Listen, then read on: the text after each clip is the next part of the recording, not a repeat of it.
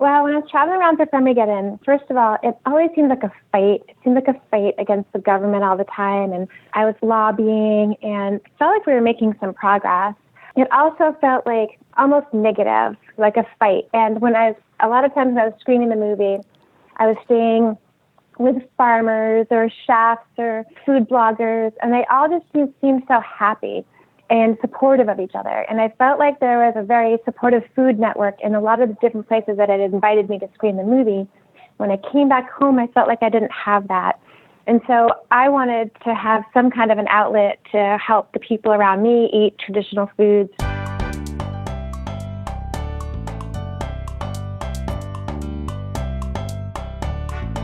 Welcome to the Wise Traditions Podcast, sponsored by the Weston A. Price Foundation for Wise Traditions in Food, Farming, and the Healing Arts.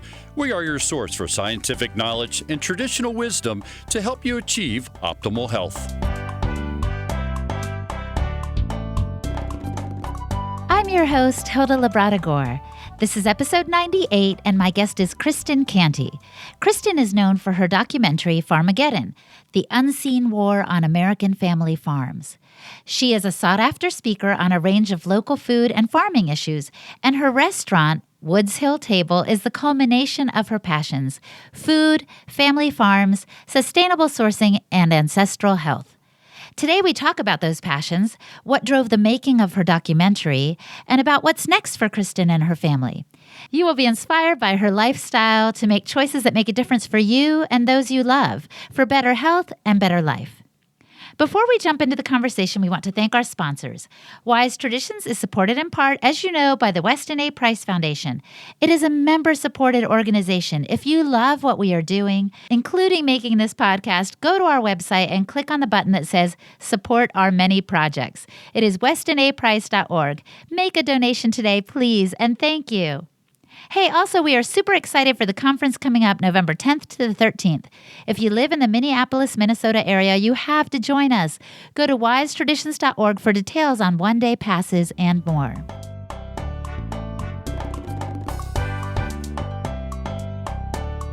Welcome to Wise Traditions, Kristin. Thank you. Thank you for having me.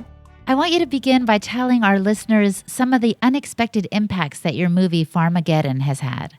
Well, there's a few. Sometimes people just walk up to me and say they started drinking raw milk because of the movie, which is great. Other people say that they don't ever want to drink raw milk, but maybe they started buying food at their farmers markets or trying to eat a little more clean because of the movie. And other people say they don't even care about the food, but they wanted to call their representative because they think that we should have the choice to choose our own food from farmers that we know, and that the whole raids on our farms and the government trying to stop us to choose our own foods is ridiculous. So that's all great. It's hard to tell how big the impact is, but it's just the small things that people say to me mean a lot and make me happy. Absolutely. But I understand that your movie has been picked up by some colleges. Can you tell me about that? Yeah, that was very unexpected. I have a lot of employees now that are college graduates, and they'll come up to me with syllabuses, and I didn't even know that their college professors had put Farmageddon as part of their college curriculum. And so a few of them have said that they wanted to work here because they saw the movie in college and did a whole worksheet on the movie, and it made an impact on them, and then they came to work for me. So that was actually a beneficial, an unexpected benefit for me to get college graduate employees working in my restaurant because they'd seen the movie in college, which was great. That's so cool. And tell us about your daughter's experience at college. What happened with where she's living? My daughter chose to live in a greenhouse at her school, St. Lawrence University. So she, in order to live there, she needed to join the local CSA and work a number of hours on the farm. And they have to cook their own food. Once a week, she's responsible to cook a 5-course meal with a partner for 13 other students that live in the house and a lottery for 6 other students. And evidently they were going around in a circle when they first moved in there to see why everybody had chosen to live in the greenhouse. And one of the residents said that he had seen Farmageddon and it had changed his life, and that is why he wanted to live in the greenhouse and work on the farm and make his own food. So that was fun for her. And yeah, I hope she said I hope she said, my mom made that movie. Yeah, she was shocked. It made her really happy. He had no idea that her mom had made the movie. So it was just a fun little thing that happened. It's so cool. Well, so let's back up. And can you please tell us all what motivated you to make this movie? Well, my son Charlie, when he was 3 years old, doctors told me he was allergic to the world, which meant grass, dust, every pollen, every animal. Doctors called him Bubble Boy, actually, and kept giving me stronger and stronger medications for him that weren't working. Oh. And so another word that a doctor used was that his immune system was extremely depressed. And I just started to do research on why his immune system might be so depressed. And I found out that kids that grow up on farms don't get as many allergies as those of us that haven't grown up on farms. And that even once you have allergies, that raw milk could be a cure for allergies. And this frightened me at the time, but I just kept reading all the compelling stories about people who had been healed with raw milk. And I finally tried it and then gave it to him. And as soon as it was our milk, it was just the milk that was in the fridge, he was completely cured of his allergies, and they never came back. And so for years, we, of course, like Sally's book, Nourishing Traditions, had a profound effect on me. And for years, I ate, that's how we ate, our traditional diet. And we bought our food. We had a CSA, a vegetable CSA, and we belonged to a raw dairy club, and we belonged to a meat buying club, and we got all of our food from farmers in these clubs. And so years later, and after years of eating this way with my family, Sally came to visit for one of her conferences and stayed at my house and asked if she could, they wanted to have a fundraiser in conjunction with the conference for the Farm to Consumer Legal Defense Fund. And I had no idea what that was, but then found out that it was an organization that Sally had started to protect farmers that were raided by the government. And this just shocked me and angered me. And I tried very hard to get other people to make this, to cover this story. Yeah. I figured that if Americans knew that farmers were being raided by the government at gunpoint for selling raw milk, or in some cases meat, that Americans would be outraged and it would stop. But I couldn't find anybody to make the movie. And so someone suggested I do it myself. And so I did. Oh my gosh. Yeah. So what was happening was just outraged me so much that I had to take action in some way. So that's how Farmageddon came about. Did you have a background in filmmaking or anything like that? No, I was in communication. I'd worked in TV a little bit in college and newspaper and journalism, and so it wasn't completely foreign to me. But I had not gone to journalism school and gone on to be a speech pathologist instead. So I had a lot to learn, but I just had to tell the story. So I figured no one was going to tell it better than me, since I was just, living it. It was like my way of life being threatened. Yeah. So it just poured out of me, wanting to tell this story. And it is scandalous. And is that why you gave it the name, the whole situation? Is that why you gave it the name Farmageddon? Yeah, the destruction of farms, one by one. Yeah. Yeah. Armageddon with an F. So the unseen war on American family farms. What has been the impact of the movie, Kristin? I feel like it's had tremendous success. Did you expect that? No, not at all. So many people told me that it was a horrible story. I was told that I was going to get killed by the government and for telling the story. And basically, I finished the movie, but I thought it was a good story, and I thought that it really needed to get out there. So I just kept pushing and networking and try, and I got really nice, really good talent to work on the movie. I had excellent cinematographers and an amazing experienced editor that also cared deeply about the subject matter. But when it finished, everyone told me that it wasn't going to go anywhere. And I really just thought maybe I would sell it on the internet or sell it at farmers markets or something. And so what happened instead were some movie executives saw it and took me under their wing and helped me make it, helped me use their team, told me where to go to help get it theatrically released. And so that's what happened. And so it was released in the theaters in 2011, and it had such good box office. So distributors watch the box office of these kinds of things and had great box office, surprisingly, because there's a lot more people that cared about their food than we thought, luckily. And so when I got back, I traveled with it for about a year and went to these different movie theaters. And when I got back, distributors wanted it. And so then it was released on Netflix and iTunes after a year. It was released on demand, and someone else took it, the DVD. Someone else got the rights to sell the DVD, and they were selling it to the colleges and universities. And so, no, if people are still watching it, people are still writing to me, people are still thanking me, people are still asking me where to get raw milk, and it's nice because I can easily tell them to go find a chapter reader, a Weston Price chapter reader. It's great.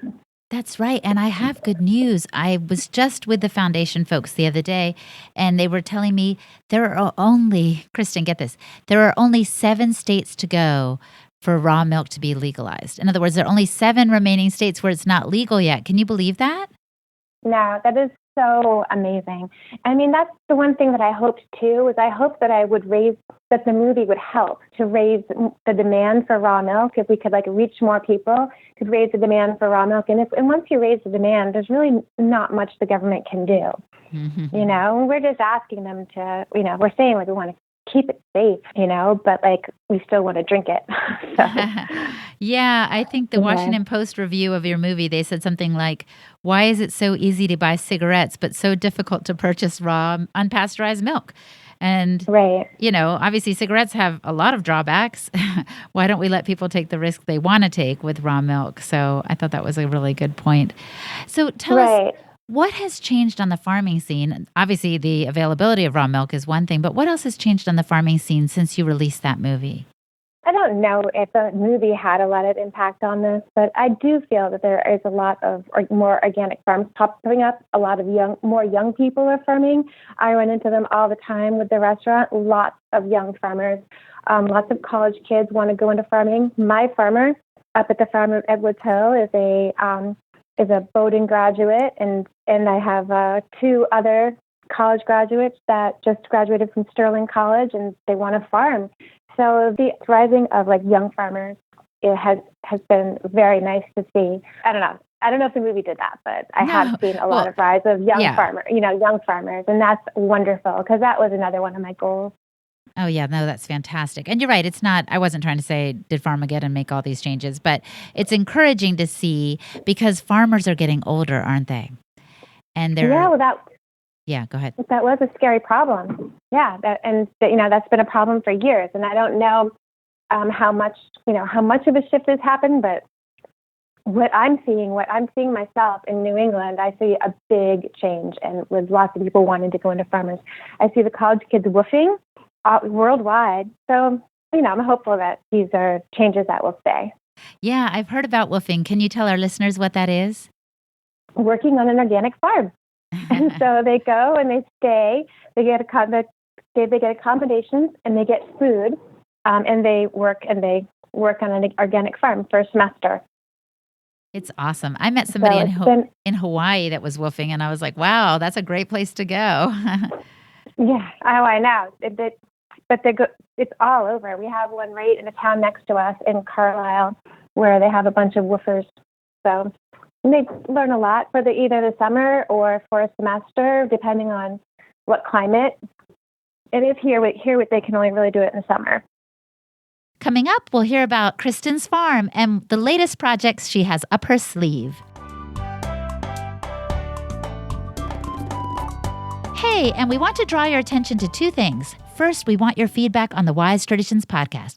What do you love about it? What could we improve? What topics do you want covered in the future?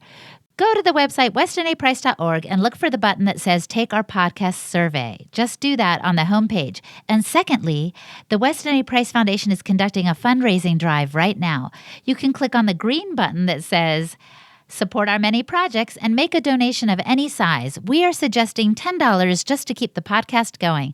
Thanks. Hey, so I've told a bunch of you about the Wise Traditions Conference in November in Minneapolis, and I know it's going to be awesome, but I want you to hear about it from a friend. So today I've invited Sandrine Perez, who leads Nourishing Our Children and serves as a chapter leader in Portland, Oregon, to tell us a little bit about what she loves about the Wise Traditions Conference. Hey, Sandrine.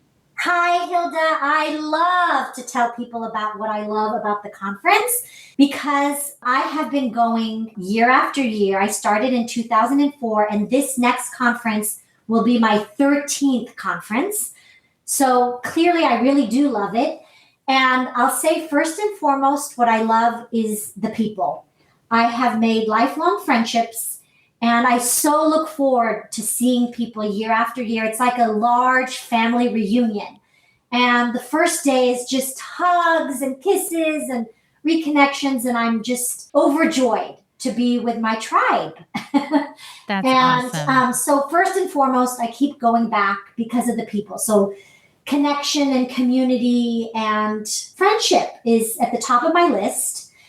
And then, Hilda, another reason I keep going back is every year they offer new presentations and new speakers, and I just continue to learn. So lifelong education is right there as well.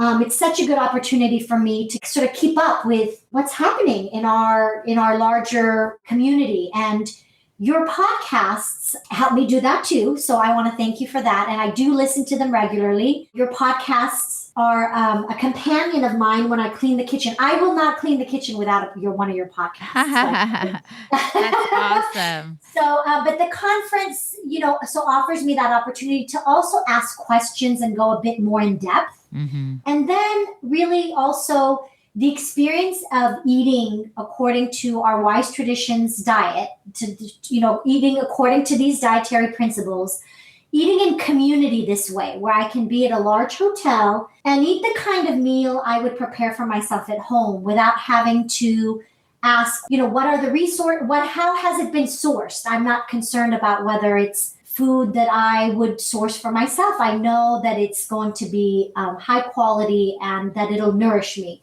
And to be in a public place for so many days and not have to cook and not have to be concerned at all about the food is just a luxury and just a really great gift that I give myself every year. I love it. You are so right. It's community, connection, food. These are things we actually offer. Well, we don't offer the food, but we can only offer to a degree through the show. So I'm really hoping people will take to heart what you're saying and come meet us and be all together in family and person, like you're saying.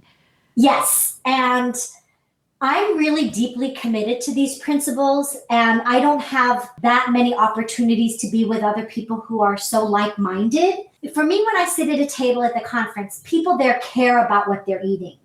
And so I really like that sense of shared reality, It's like it normalizes my life to be with people who also really care about nutrition and their well-being and their wholeness. And so I just love that sense of normalization. Do you know what I'm saying? Yes, you're with people who get it, right? You're with people who get it and understand the importance of nourishing ourselves well. And yes, it's fantastic. There's nothing like it. Hilda, I also want to be sure to add that every time I go to the conference, it's like a brand new experience. Of course, some elements are familiar to me, but the people are new. I'm meeting new people. The food is unique each and every time, and the speakers and the topics are largely new each time. So one of the reasons I keep going back is because it's a whole new experience, and I really look forward to expanding beyond the last experience and having new adventure. Well, Sandrine, thank you so much. I'm really looking forward to the conference and to connecting with you and so many others who are in this tribe, as you said.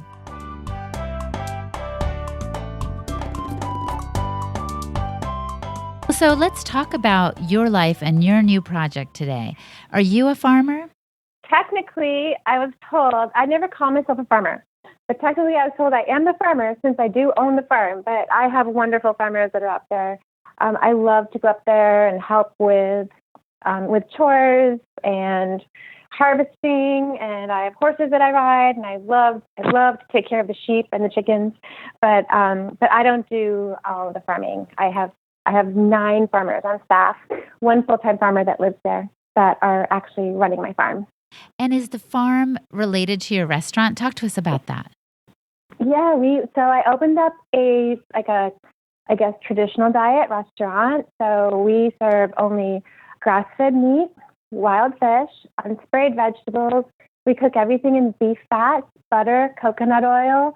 We only use olive oil and sunflower oil. We have desserts, but we only use organic sugar.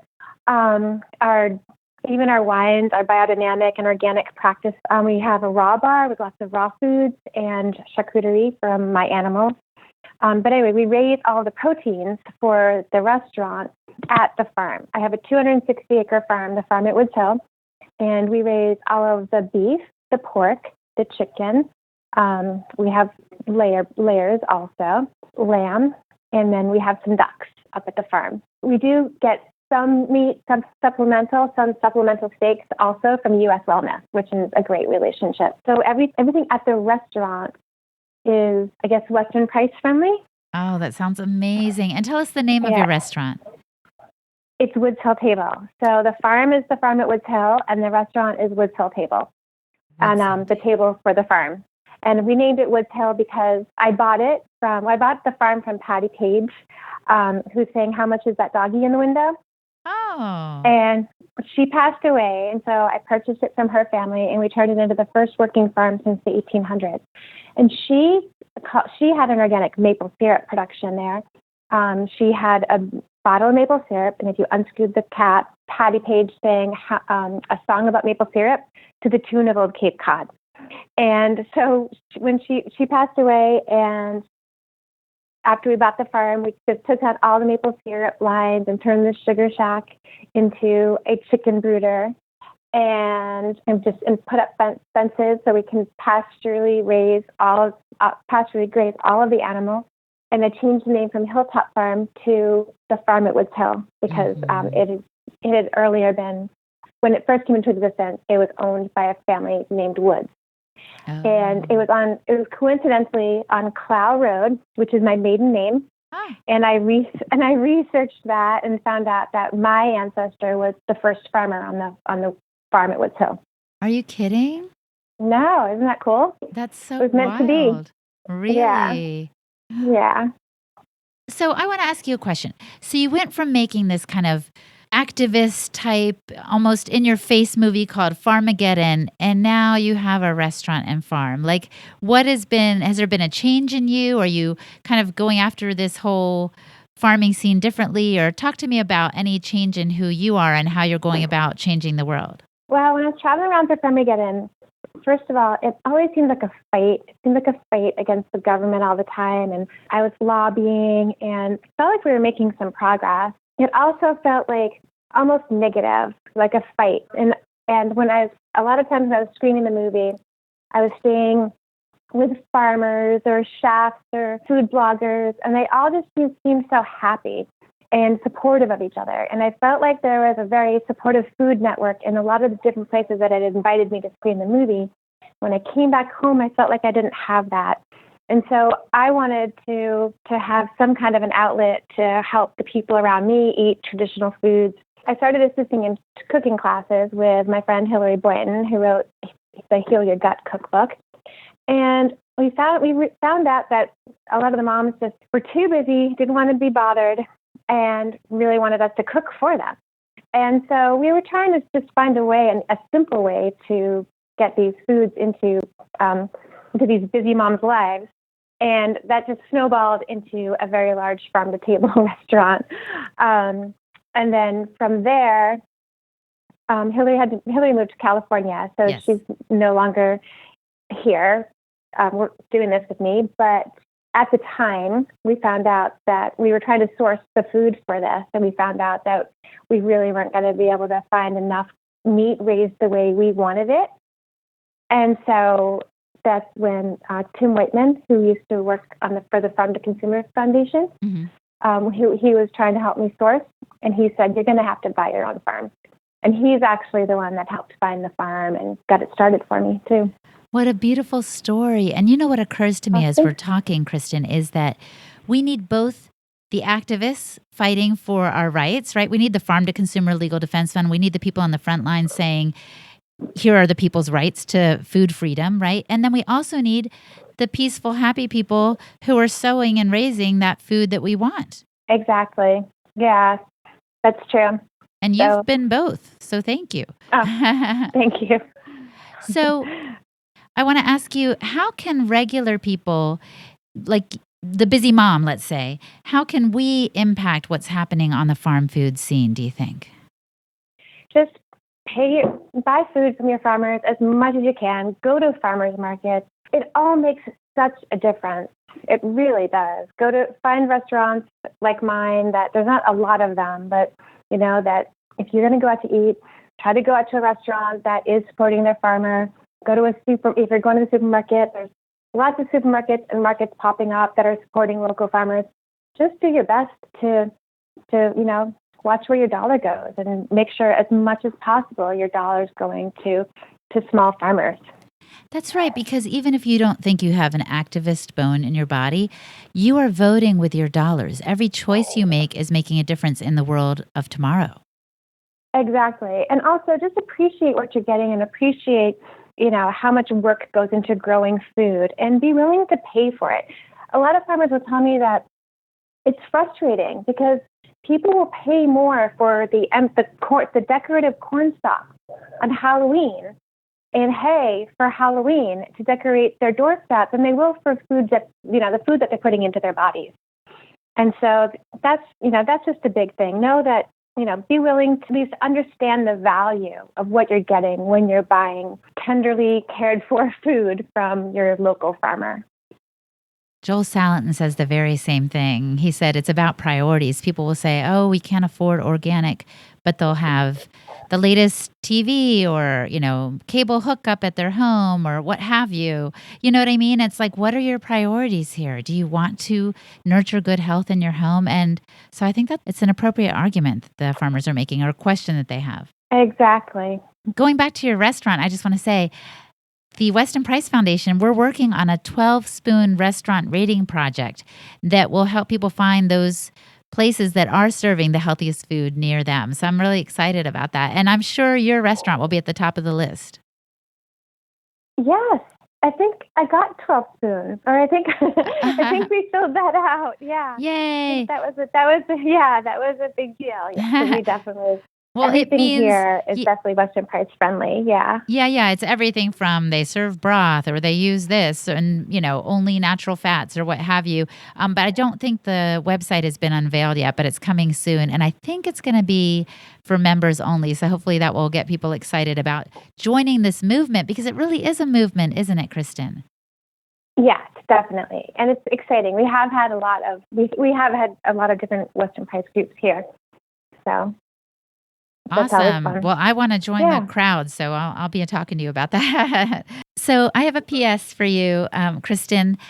How popular is your restaurant? This restaurant is jam-packed every single night, and people tell me that they don't want to eat anywhere else. And I have regular customers that eat here every single night because sometimes they're sick and they can only eat here. They have celiac and they can only eat here. They have other digestive issues and only feel right eating here, and that makes me feel great. Now we're opening up an organic Mexican restaurant right next door because we have all this beef trim. Wood's Hill Table is more of a fine dining restaurant, so we have a lot of trim that we can't make use of here. But next door, we're going to use the trim in tacos and enchiladas, and the trim makes delicious Mexican food. So we're opening up an organic Mexican food right next door, and we're planning to expand into Boston also. So I can't wait for that. And that should be in 2019. And then we're also turning the beef trim into grass-fed hot dogs and grass-fed snack sticks. So I've already made those, and I'm going to start selling those soon. Wow, that's wonderful. So you've got other projects in the hopper. I'm excited, and I think our listeners will be too. So please keep us posted on when these things open up. Okay, I will. So as we start to wrap up, I'm going to pose the question to you that I often pose to my guests. If the listener could only do one thing to improve their health, what would you recommend that they do? I always recommend that you eat a traditional diet. And if that's too much, which now I hope it's not, especially for this audience here, is to, start reading labels and just eat as pure and as clean as possible. And if you're already in a traditional diet, make sure that you're adding lots of, ferments to your diet. And I'm a big raw food advocate. So always remember that our ancestors ate a lot of raw foods, and I find raw foods to be very healing. Raw dairy, raw meat, raw fish, all of the above. Raw oysters. We sell a lot of raw oysters here in the restaurant. Oh, they have some good zinc in them, among other minerals, right? Yeah, exactly. That's what I've heard. And they're delicious. They're delicious. Well, it sounds great. Kristin, thank you for this advice and for your time today. It's really been a pleasure. Thank you. Thank you so much for having me. My guest today was Kristin Canty. To connect with her and all she is doing, go to woodshilltable.com. For an overview of today's discussion and links to resources we mentioned on the show, go to westinaprice.org, click on the tab for blogs and podcasts, and find the show notes for episode 98. Hey, and a big thank you to Podcast Village. Charlie Burney is my friend and the head honcho. Sarah Fernandez is my editor, and she is the chief editing officer there. They are pros when it comes to training, producing, and promoting shows. Check them out at podcastvillage.com. Thanks also to our intern, Cynthia Castro, for her help with show notes. Hey, and if you want to get in touch with me, I'm at Holistic Hilda on Twitter, at Holistic_Hilda on Instagram, and on Facebook, look for my Holistic Hilda page. Or you can just go to my website, holistichilda.com. You can subscribe there to my e-newsletter so we can stay connected and I can support you on your wellness journey. Hey, and one last thing. Our 100th episode is coming up, and it's going to be a Q&A with Sally Fallon Morell, the head of the foundation. You have until October 3rd, that means tomorrow, to get us your questions for Sally. Just go to podcast@westinaprice.org and give us your question, or follow us on Twitter or on Instagram and just comment about what you want us to ask her. Sally is a genius, and she has a lot of information that can help you on your wellness journey. So again, we're gearing up for that 100th episode, a Q&A with Sally. Let us know what you want to ask her, and we'll pose her your questions. And thanks. Have you been enjoying these podcasts? Have you benefited from them or from the resources on the website or local chapter meetings? If so, please become a member of the Weston A. Price Foundation. It's only $25 for students and seniors and $40 for a general membership. Your contribution is critical for the continued work of the foundation. Wise Traditions is brought to you by the Weston A. Price Foundation for Wise Traditions in Food, Farming, and the Healing Arts. The content of this podcast is provided for informational purposes only and is not intended as a substitute for medical advice.